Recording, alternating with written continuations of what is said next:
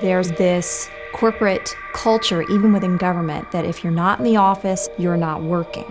If I'm not in the office, my manager's going to forget I exist. I'm going to be passed over for promotion.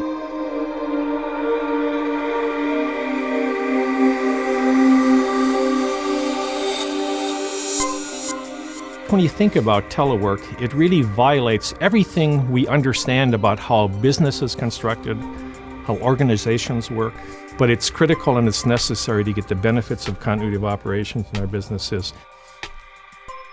I was at CIA Langley on 9/11, and somebody came in and said some planes have hit the World Trade Center.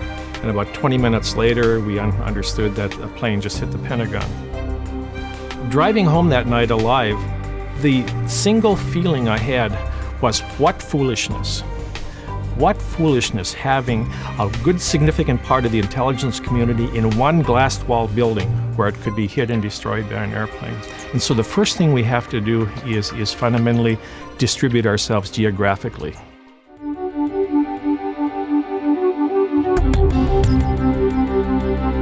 There's wonderful examples of doing it right, telework right, in federal agency, and that's the Treasury Department, IG, TIGTA. They claim they can reconstruct their agency from laptops.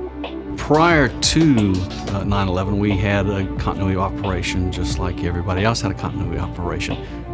Once September 11th came, we then realized that this piece of paper that's defining what our critical systems are, what data we needed, was fairly useless unless we had an operational plan to tap that information. So we then very methodically and meticulously integrated our telework program into our continuity operation. Everyone now that works for TIGTA has a laptop, so effectively 100% of our workforce can telework. Security is always a concern. We dealt with those issues very early on with development of our policies. We have a server-based system. We use triple DES encryption to go across the wire to the laptops. In discussions with the workers, with the managers and such. So that's how we arrived at our policies. We have a very robust set of performance metrics in place, and then also modified some of our supervisory performance evaluations to include a component that showed how well you were using telework.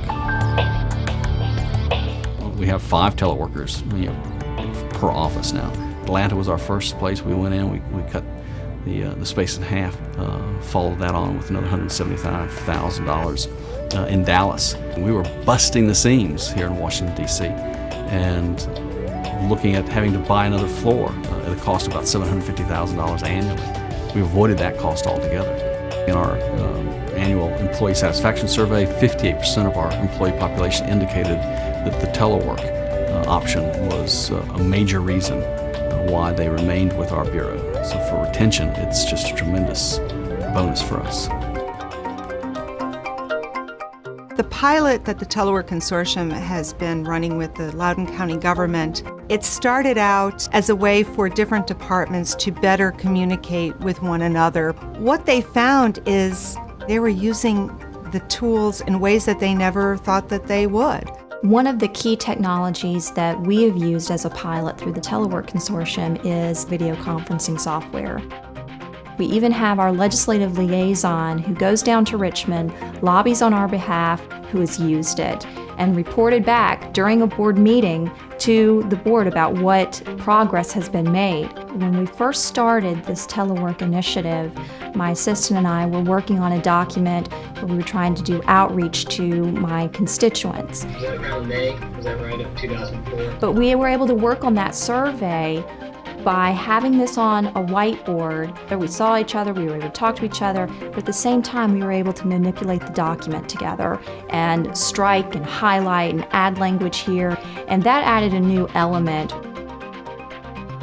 The return on the investment is huge, not only in not having to lease or buy additional office space, but also in the quality of work that's produced and the number of employees that you may have to hire.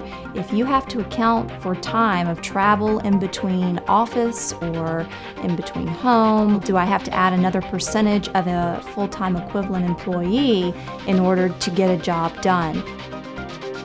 We've seen not only the Sheriff's Department, but in social services and human services agencies, where they're out meeting with the public, evaluating family situations.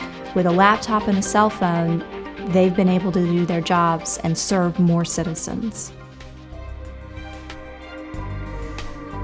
The key is that you need to do this before you need to have it. And the Telework Consortium has the expertise and the experience to help agencies and businesses shepherd their telework projects so that it remains very robust, that it has longevity, and that it produces the benefits not only in continuity of operations, but in cost savings, employee retention, reduced traffic congestion, and a myriad other benefits that individual agencies and companies have realized.